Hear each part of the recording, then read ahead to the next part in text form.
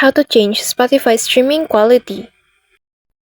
If you want to save data or get the best sound experience on Spotify, changing your streaming quality settings is easy and takes just a few seconds. Start by opening the Spotify app on your mobile device, then tap your profile picture in upper left corner. From there, tap Settings and Privacy, then scroll down and click Media Quality. You'll see several options for both Wi-Fi and cellular streaming. Tap on each one to choose your preferred quality.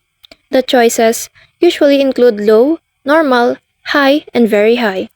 Low uses the least amount of data but comes with lower sound quality, while very high gives you the best audio experience, though it uses more data.